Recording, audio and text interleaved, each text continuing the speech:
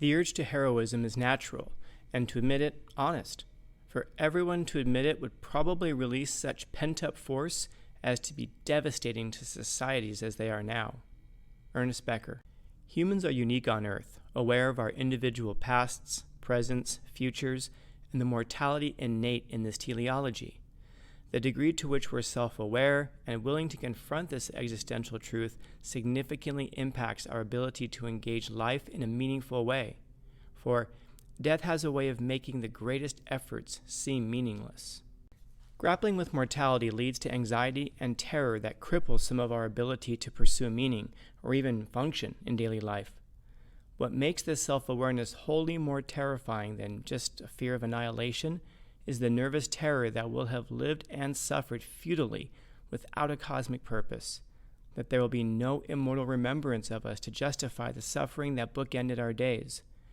It'll be as though we never existed, but will have suffered nonetheless.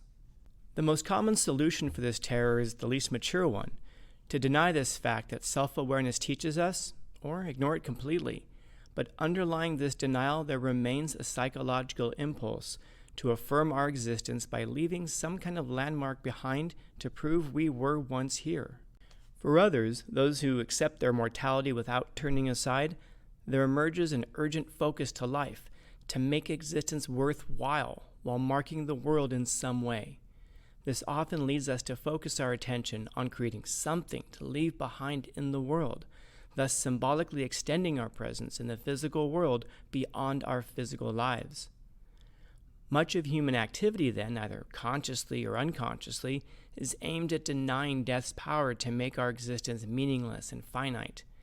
Therefore, how to stand heroically in the face of an overwhelming, inevitable force for the purpose of making our lives and suffering worthwhile becomes the question. As Ernest Becker argues, to become conscious of what one is doing, to earn his feeling of heroism, is the main self-analytical problem of life. In the preface to his denial of death, Becker argues that death terror is the core motivator in human existence and action. He writes, "The idea of death, the fear of it, haunts the human animal like nothing else. It is a mainspring of human activity designed largely to avoid the fatality of death, to overcome it by denying in some way that it is the final destiny for men. To avoid grappling with mortality out of terror stops us from embracing the whole teleology of our lives, its beginning, middle, and end. Yet, a hyper-obsession with death is perhaps even more tragic. It stops us from enjoying any moment leading up to our final ones for perpetual fear of the inevitable. At the very least, an obsession with death imbues a persistent wistfulness. It's difficult to relax my mind and enjoy today if I'm off to serve an eternal prison sentence tomorrow. To effectively grapple with mortality, we must acknowledge and accept our natural teleology. Therefore, we cannot fulfill our natural, innate desire to be heroic without first willingly confronting our mortality. Ironically, the way to do this is to stand defiantly in the face of death by engaging in heroic action that challenges death's threat to erase us. The most effective form of death denial is creating a work of art that will be appreciated after we are gone. A painting, a statue, a song, or a poem, these are the tombstones that survive us, signaling to the living world that we are, through our influence, still present when and wherever they are experienced. Even long after the living world has forgotten our names, the influence of our art continues to trickle through each generation, even though unnoticed and anonymously. But sometimes anonymously is enough, since our essence is sewn into our creations. However, most people are not capable of creating a work of art likely to be appreciated after their death. Those to whom that avenue to the immortal is simply not available generally pursue surrogate routes that are, for most, painfully small and inadequate, the fulfillment of social standards and expectations. We disguise our struggle by piling up figures in a bank book to reflect privately our sense of heroic worth, or by having only a little better home in the neighborhood, a bigger car, brighter children, but underneath throbs the ache of cosmic specialness, no matter how we mask it in concerns of smaller scope. Though better than nothing at all, wealth, possessions, and status are insufficient surrogates. They're material solutions that fail a metaphysical thirst. They distract us, but are not solutions to the terror of death. They are shiny objects which eventually rust. Worse still, they can lull us into believing we've attained something worthwhile, only later in life to discover the supposed meaning we attained was gilded and not real.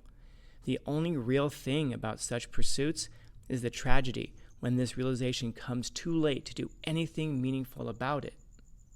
A more psychologically meaningful avenue for achieving the heroic is joining ourselves to a cause or activity that produces a metaphysically larger and longer-lasting impact than our individual physical existence.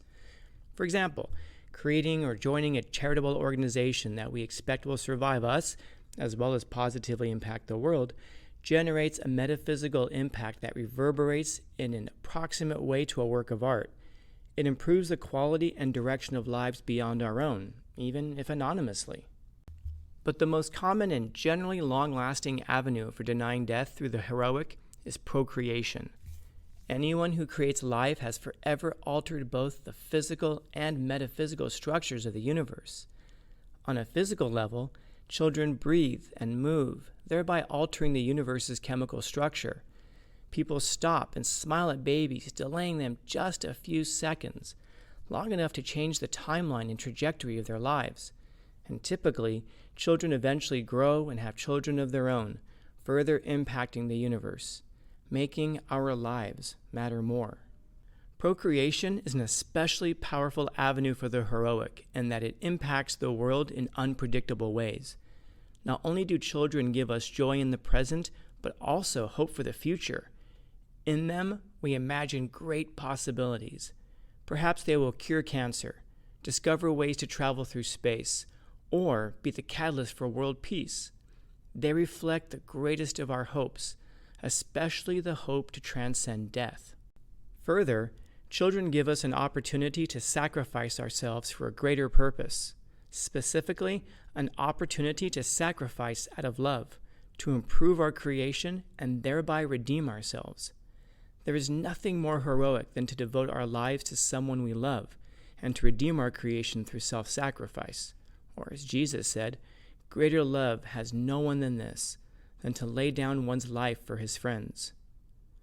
Ultimately, identifying and having the freedom to pursue the heroic is a psychological need. As Becker explains, the alternative to fulfilling the heroic in one's life is significant mental illness. It was Adler who saw that low self-esteem was the central problem of mental illness. When does the person have the most trouble with his self-esteem? Precisely when his heroic transcendence of his fate is most in doubt, when he doubts his own immortality, the abiding value of his life, when he is not convinced that his having lived really makes any cosmic difference.